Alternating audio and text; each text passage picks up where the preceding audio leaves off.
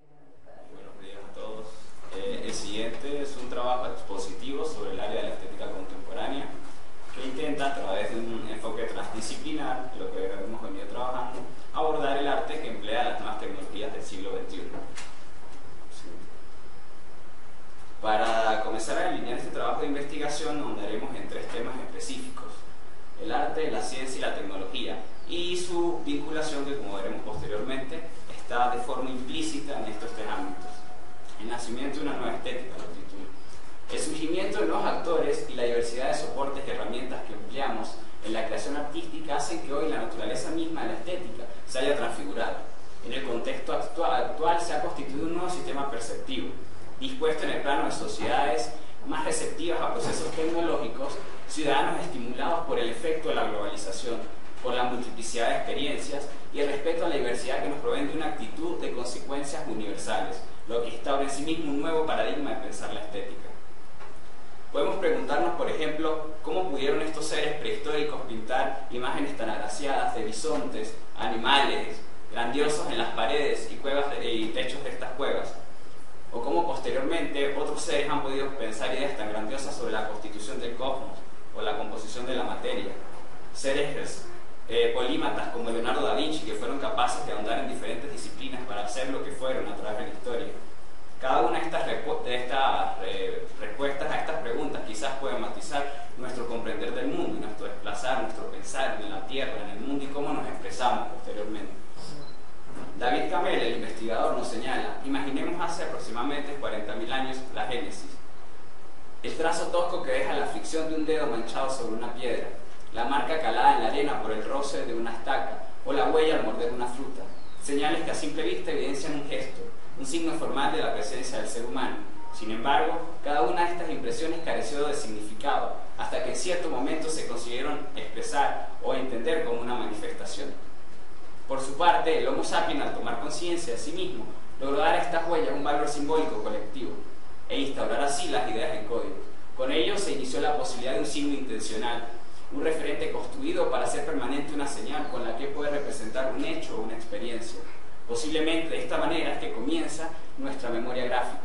Lo único cierto es que este impulso ayudó a instaurar las bases de la conciencia humana frente al resto de otras especies y por lo tanto nos concedió la capacidad de perpetuarnos en la historia. La ciencia.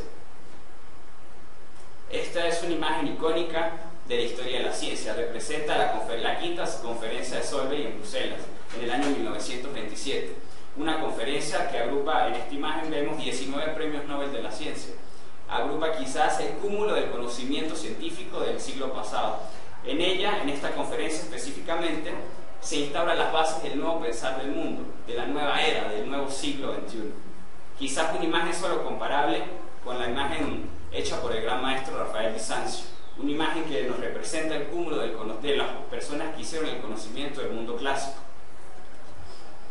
En esta conferencia de Solvay, en la quinta conferencia, se instauran las bases de las nociones cuánticas. El físico alemán Heisenberg formula el principio de incertidumbre o indeterminación, en el cual asevera que es imposible medir simultáneamente y de forma precisa la posición y el momento lineal de una partícula. Posteriormente, el 15 de mayo de 1935, los físicos Einstein, Podolsky y Rosen formulan el argumento EPR basado en este argumento. Dice: dos partículas que interactúan alcanzando un estado denominado entrelazado, tras lo cual dos observadores reciben una de las mismas, llamadas A y B. Si uno de ellos mide, por ejemplo, el spin de la partícula A y es arriba, entonces sabe cuál es el spin de la partícula B, que será abajo. La cuestión es determinar si estos estados o valores existían con anterioridad a la observación o no. Posteriormente, en el año 1964, en el CERN, el físico irlandés John Bell precisó una fórmula matemática para poder verificar este argumento, llegando a la conclusión de que a través de diferentes experimentos la teoría cuántica era real. Otra de las nociones que cambiaron o matizaron nuestro pensamiento fue la teoría del caos, que no se refiere más que a una realidad más sutil que la idea común de una confusión ocurrida al azar. El término científico caos enuncia una interconexión subyacente que se manifiesta en acontecimientos aparentemente aleatorios. La ciencia del caos se centra, por ende, en los modelos ocultos, en las matices, en la sensibilidad de las cosas y en las reglas de cómo lo impredecible conduce a lo nuevo. Esto lo señalan los físicos Friedrich Pitt. Otra de las nociones que cambió nuestra forma de entender el mundo es la geometría fractal. El matemático polaco Benoit Mandelbrot nos reveló fenómenos de la naturaleza complejos e intrincados, alejados de modelos simplistas y lineales, mediante dimensiones de largo, ancho y alto, conformadas en este caso por la línea, el plano y lo sólido. El físico austriaco Philipp Capra nos dice: la mayor parte de la naturaleza es muy complicada. Por ejemplo, ¿cómo podríamos describir una nube? Ciertamente no es una esfera, es más bien como una pelota, pero muy irregular. Y una montaña visiblemente no es un cono. Por eso, si quisiéramos hablar adecuadamente de nubes, montañas, ríos y relámpagos, nuestro lenguaje geométrico tradicional nos resulta improcedente. De esta necesidad fue que creó Mandelbrot la geometría fractal, o un lenguaje para hablar de nubes, es decir, para describir y analizar la complejidad del mundo natural que nos rodea. Hasta acá hemos estudiado muy brevemente, analizado muy brevemente algunos de los conceptos que fueron capaces de transformar nuestra estadía en el mundo, o más aún, cómo aprendemos lo que consideramos la realidad. Aquí conseguimos los fundamentos esenciales para advertir los ejes de donde se pone ahora de manifiesto la construcción de una nueva realidad.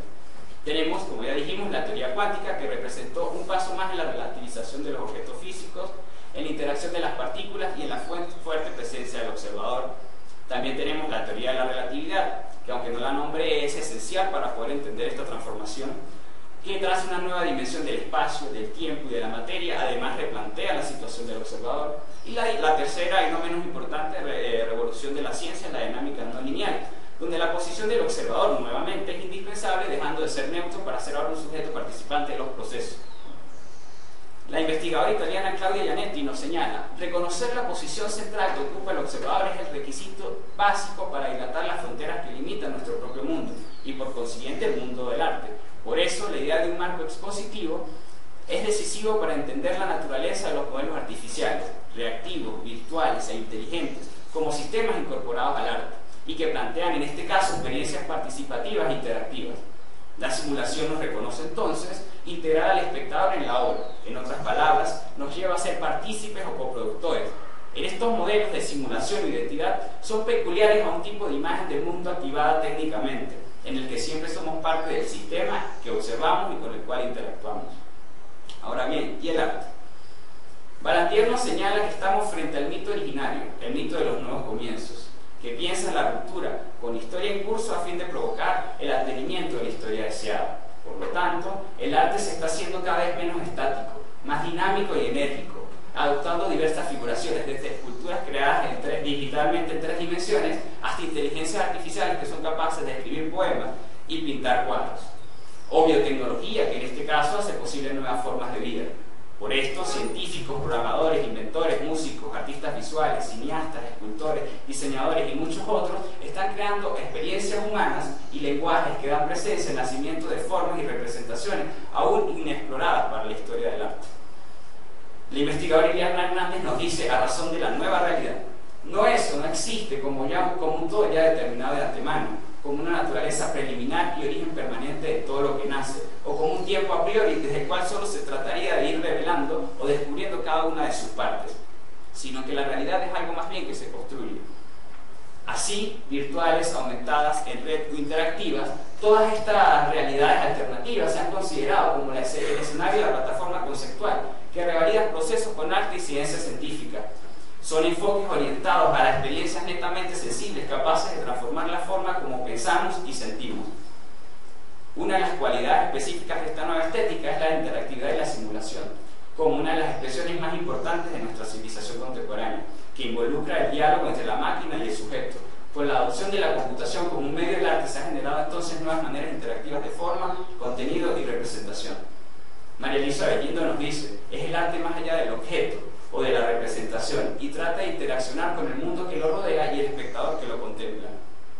Por eso, la realidad virtual y los procedimientos científicos y tecnológicos se constituyen en novedosas formas ahora de hacer, de percibir, de acceder. Desde ya germinan ideas que son nuevas entre la función del arte, la ciencia y la tecnología.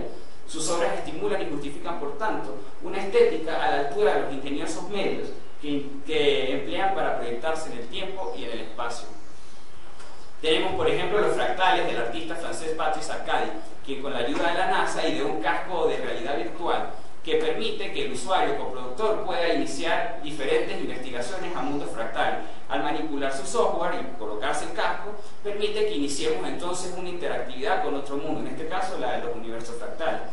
Él nos señala: mi trabajo va a ser una demostración visual de la existencia de otras formas de vida, con texturas desconocidas, con materiales, energías y tecnologías que existen en este mundo. En este caso vemos un sujeto activo que puede manipular el software llamado usuario coproductor y quien experimenta una realidad, otra, en este caso la realidad del mundo fractal.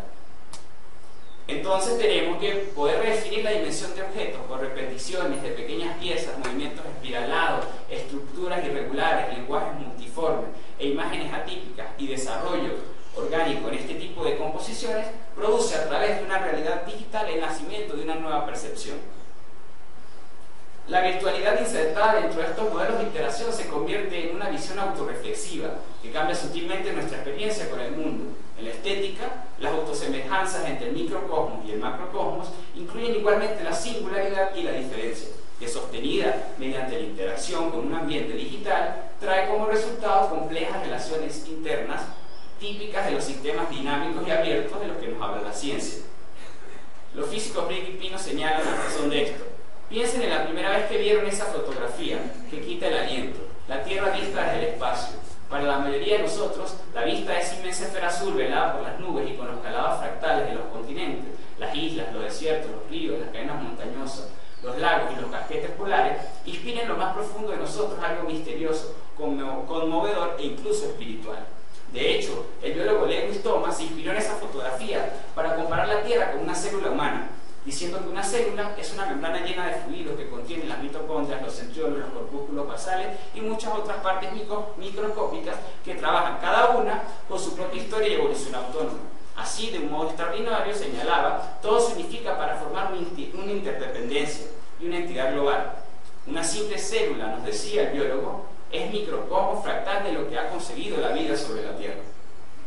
Por lo tanto, podemos enunciar entonces que no hay ciencia sin creatividad, hallazgo e invención sin pensamientos e imaginación, así como desarrollo y avance sin intervención de una óptica capaz de ver la novedad, de extralimitarse y crear nuevos mundos. En síntesis, podemos hablar de la esencia de un artista. Con estos nuevos repertorios estéticos, las estrategias de percepción son reformadas. Ahora no solo se trata de ver, sino también de operar, de manipular, de movimiento, de espacio, de interacción, de mediación. Se recurre a la multiplicidad para representar novedosas figuras de espacialidad y temporalidad, generando así experiencias y procesos capaces de provocar tránsitos agitados a nuestra percepción. Ahora bien, y el tecnoarte. De aquí en adelante, por cuestiones de tiempo, haré un brevísimo recorrido por una serie de obras que ilustran lo anteriormente expuesto. Tenemos, por ejemplo, Hanson Robotics, a la que le pertenece la creación de Sofía, el robot con inteligencia artificial más avanzado del mundo, quizás ya muchos lo conocerán. Bueno, aquí tenemos a El humanoide Julio, una de sus obras, quizás el hermano de Sofía. Es una obra que se encarga del estudio de la complejidad de los lenguajes y las expresiones del ser humano a través de las diversas posibilidades sobre la percepción de lo aparente, de lo real o de lo convenido, mediante una interacción entre humanos a través de la corporalidad humana transformada. Teresa Costela nos dice: Julio, de pie, en mitad de una sala vacía, canta algo triste en inglés y en español. Parpadea, arquea las cejas, a veces le tiemblan ligeramente los dedos. Da un poco de miedo, no hay que verlo demasiado cerca. Julio es un robot humanizado hasta detalles que intimidan. Por favor, reproduzca el video. Cuando nací, quiero decir lo que estaba sintiendo. ¿Cuál es la manera de sobrevivir en este mundo que nunca será mi voluntad en la oscuridad? Este será mi hogar.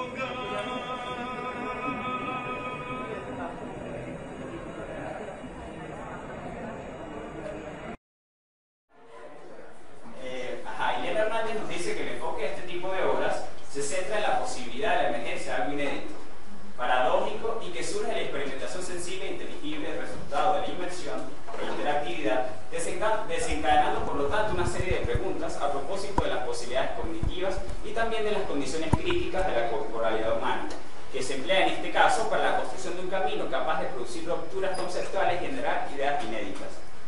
Tenemos en el ámbito de las inteligencias artificiales, por ejemplo, ahí David, un brazo mecánico que dotado de inteligencias artificiales es capaz de elaborar retratos o cuadros.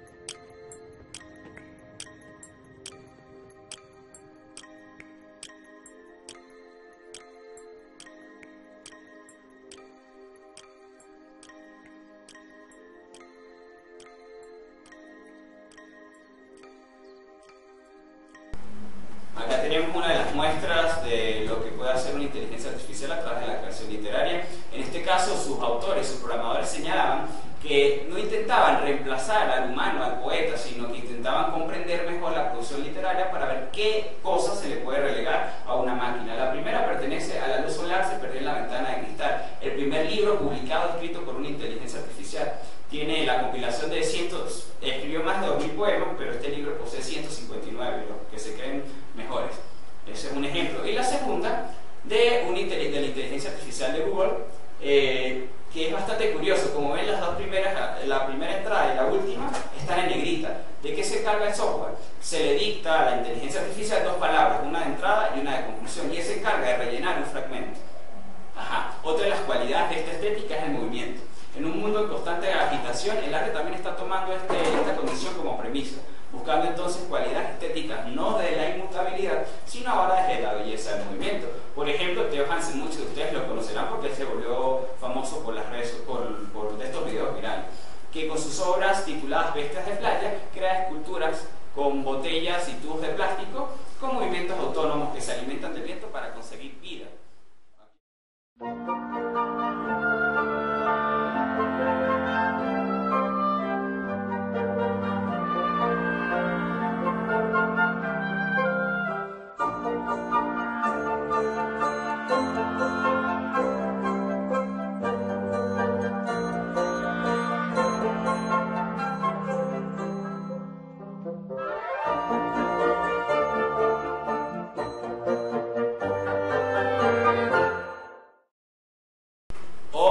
Hablando de la transdisciplinaridad, conseguimos también al físico Wolfram Lander, que con un trabajo de más de 30 años dedicado a la investigación de la luz, logró crear lo que él titula esculturas de luz. Son una especie de instalaciones inmersivas en las cuales, a través de vibraciones y patrones de luz, logra crear estas obras.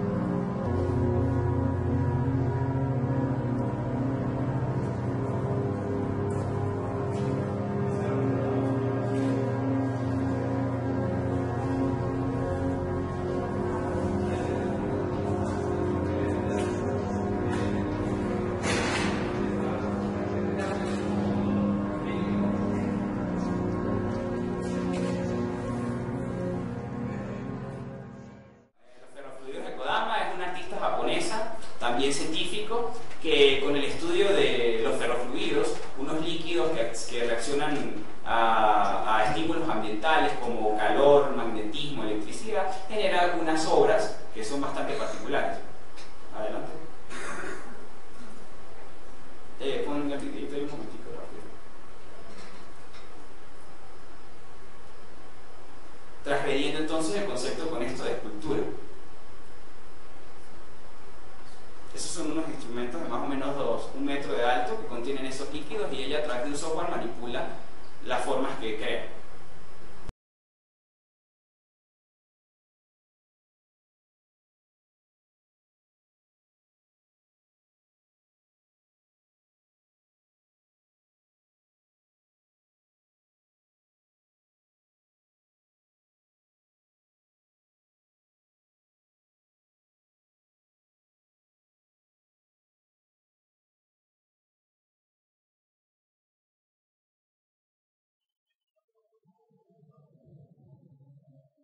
Otra de las condiciones que conseguimos particularmente en esta estética son las colisiones inter y transdisciplinares, que se refieren en este caso, bueno, Basarab Nicolescu, el físico creador del manifiesto de la transdisciplinaridad, nos dice que nuestro mundo actual se caracteriza por ser enredado por múltiples interconexiones, en las que los fenómenos, sean naturales o sociales, dependen unos de otros.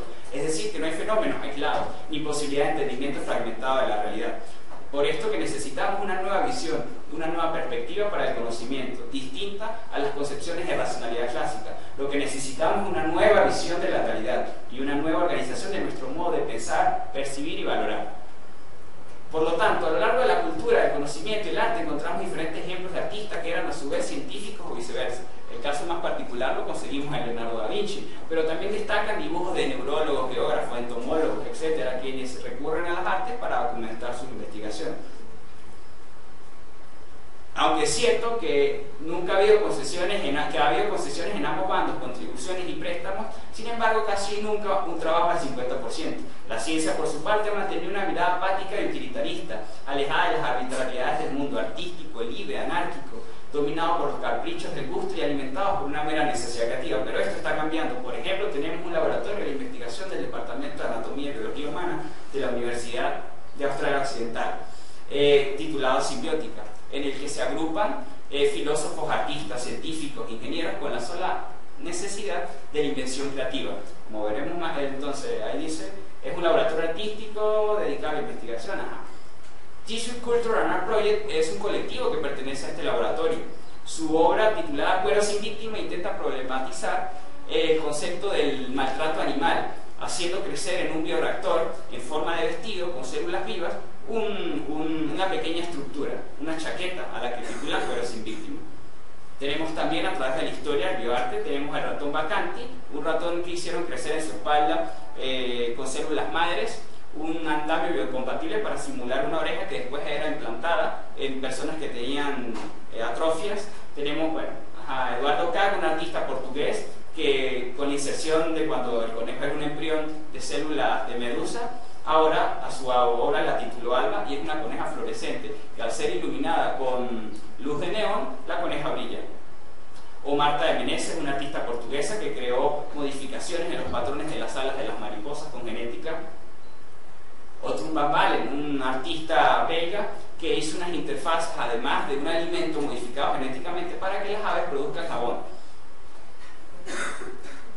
Finalmente, al gravitar bajo la visual del tecnoarte, se funda una nueva concepción del sistema arte. Otorgar sentido estético a estas proyecciones conceptuales del tiempo, del espacio, del objeto, del sujeto, ratifica que la creación y la creatividad se pueden afianzar en fenómenos de índole universal, generando diálogos entre las ciencias y las artes, en donde las interrogantes más reveladoras del hombre pueden tener, tanto para artistas como para científicos, un lugar predominante en la historia contemporánea. Nos podemos preguntar brevemente, ¿y los horizontes estéticos? ¿Cómo serán los museos que en unos años comiencen a acoger de forma masiva este tipo de obras? O las nuevas formas de curaduría, de hacer crítica. Todas estas mutaciones manifestadas a través de la estética van unidas a la transfiguración de los paisajes sociales, que se realizan cada vez con mayor rapidez, agitándose como un nuevo estado de las cosas y marcando con crecientes experiencias cotidianas y vivenciales el comienzo de nuevas etapas. Por lo tanto, todas estas medidas deben flexibilizar ciertas críticas y centrar discursos sobre cuestiones relevantes, como la existencia de nuevas realidades, las estas nuevas nociones sobre la materia, el tiempo, el universo, la vida, el sujeto y muchos otros paradigmas emergentes. Finalmente, la existencia de estas nuevas formas artísticas nos orienta la mirada hacia las culturas que un día comenzaron a plasmar sus huellas mediante signos y que desde aquellos remotos inicios, ahora, sea cual sea nuestro tiempo y relevancia, si observamos con atención podremos percibir cómo el arte y la ciencia no han dejado ni dejarán de estar vinculadas y de ser una pantalla comunicativa, dinámica, abierta y siempre capaz de definir la complejidad de lo que somos, hemos sido y seremos. Muchas gracias.